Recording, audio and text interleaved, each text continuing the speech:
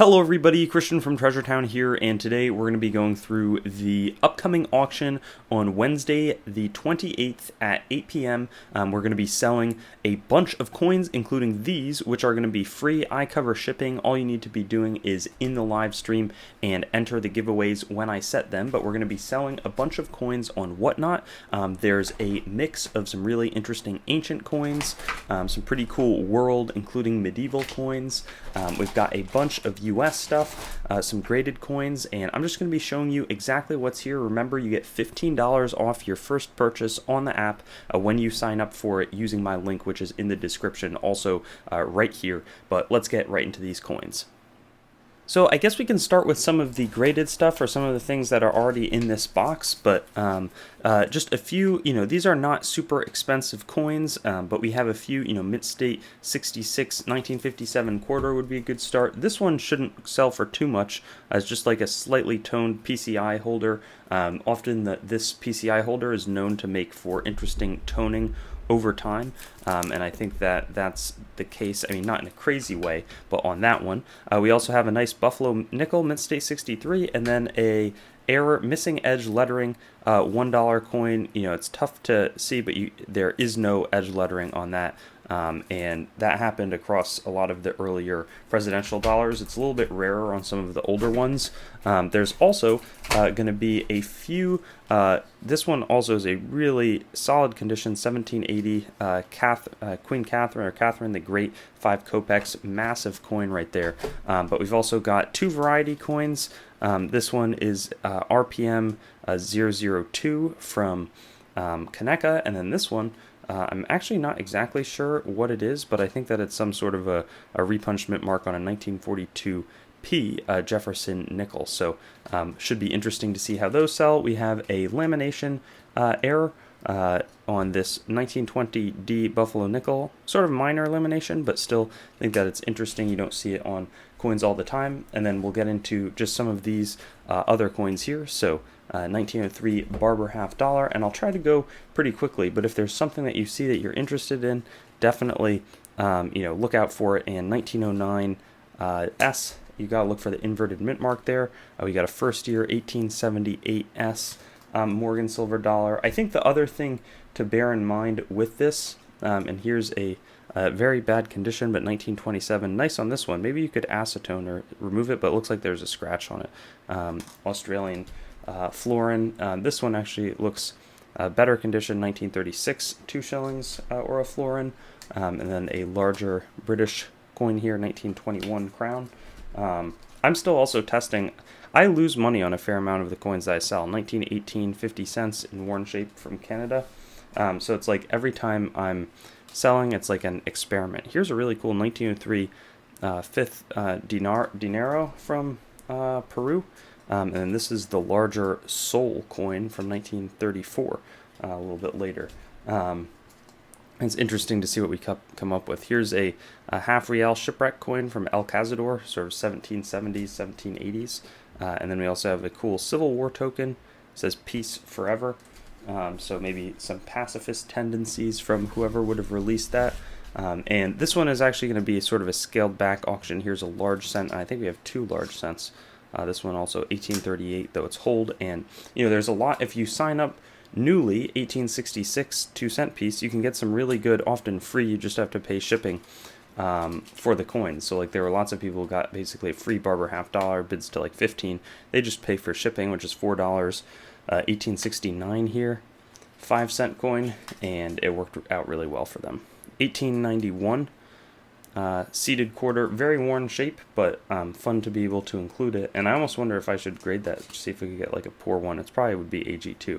But 1889, let's see what else we've got here. 1896, in reasonably worn shape, but again, some of the prices 1909 have been kind of strong on some of them, and this will probably bring us to close to the end of 1927. Standing Liberty quarter, 1890. That's actually decent shape. Seated dime, solid for a typeset. Here's like a also okay shape, interesting toning. 1808, 20 cash coin from the East India Company. Ooh, this one's sort of a better one. 50 sen Japanese from like 1873 or so, and it's got a cool dragon design. I expect that one to be one of our stronger selling coins. And then we've also got everything from, a nice Booker T. Washington $50 to two, I think different years probably, Christopher Columbus $50. We got an off-center dime from 1998, looks like, and then a 1996 off-center Lincoln penny. So that does it for that group. Let me now get out the I'll get these out, and then I'll get these out to conclude. It'll be a shorter sale, but it's also just a great way to hang out and spend some time together as Treasure Town, with a live chat and that sort of thing. Should be really fun. But yeah, let's take a look at those two remaining sections of the sale. So next up, we've got the ancient coins, and a lot of these are going to be Byzantine. Here we see Nicomedia, the 31st year, so probably like 558 of Justinian the First, but that's sort of a larger, more well-known, a lot of Justinian coins out there. We've got an overstamped Heraclius coin from the early 7th century with an overstamp on it, or overstruck, which is always interesting. And then this one I actually thought is pretty interesting because it's got a cool copper worn effect to it.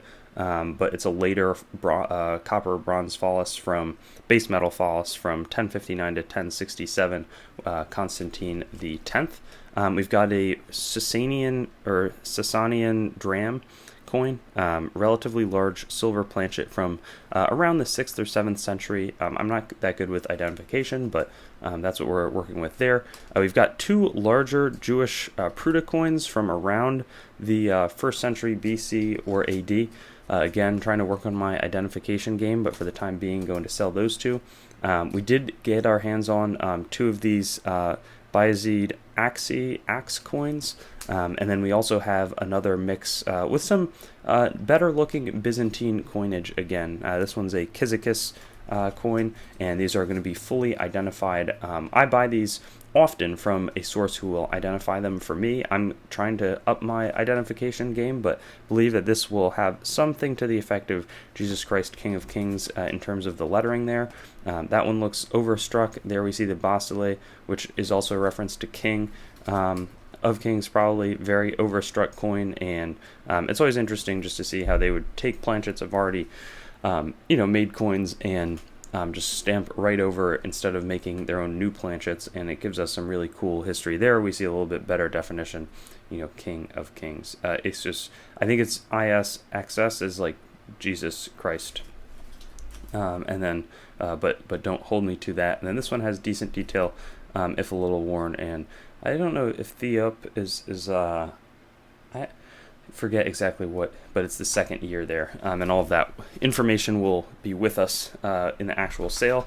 Let's take a look now at the final part of this sale, and then I can show you the giveaways again, which are just going to be free. You just have to be hanging out, so I encourage people, come hang out, chat, tell me content ideas, that sort of thing. This one is an Italian States Lucca. This one's worn, but it has like a H monogram on there. On this side, LUCA. This was Crusader money, and it was being traded like for ransoms, equipment. It was like big in the Italian states. This would have been like 10th, 11th, 12th century. We did get a few jetons. This one's really interesting. It's probably a better design. It shows both King Henry the Fourth and Marie de Medici, like some sort of coronation, or maybe it was a marriage celebration, or maybe it was a child being born. I forget the exact reference, but a really cool medieval world coin. 1576 here we see sort of like an angel figure, or winged one, with the Chambre du Comte du Roi. So very interesting with the fleur-de-lis emblem. We see King Louis the 15th, a very pleasing jeton right here. And then it looks like we have even 5, which is great for people who collect ship coins or jeton. This one is a Hans Schult. He's signed it here, maybe on both sides, I believe, as well. We see the fleur-de-lis over here, but a really cool ship design. That one's from Nuremberg, which was producing a jeton at a lower cost than some of the French mints were. And then here we see a really nice King Henry IV, France and Navarre, their province in Spain from 1606. With a very interesting emblem. This one also seems to have the style minted at Nuremberg, but There's also some other coins. I think that this is like a 1792 either Belgian or French coin, 15, I want to say Sol or something like that. I know it's identified later on. We've got a nice Mexican 1933 peso. We've got another Japanese coin that's going to be a bit older. We have a random PCGS 1 ounce of silver metal, $2 from Niue or Niue, the island in the Pacific. And then we have a very nice larger planchet 5 mark from 1901 German coin here to round out our auction. So really looking forward to this. Remember that there's also, again, $15 off your first order on the platform.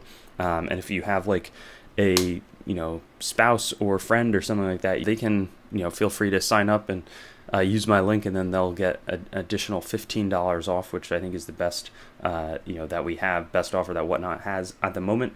These 4 going to be, again, all you need to do is just hang out. Every time some people show up, maybe they buy 5, 10, $15 of stuff. I know one person bought a coin for $14, a barber dollar, and then a half dollar, and then they won one for free. So they got for $4.50, and I may have even covered shipping because they won the giveaway. Basically got 2 free barber half dollars. So anyways, I'll see you there. I think some really cool stuff, and then we're again going to be ramping up auctions significantly heading into October. That'll be really fun, and I'll see you there. Thanks for watching the video. Be sure to like, comment your thoughts, and subscribe to Treasure Town, and get in touch with me on Instagram, Facebook, and Twitter. Also, check out my website, treasuretowncoins.com, for news and updates related to the channel and collectibles in general. Lastly, there's a link tree in the description with links to all of my other sites, as well as some affiliate links that can support the channel. But with that being said, have a great day, and I'll hope to see you on some of my videos in the future.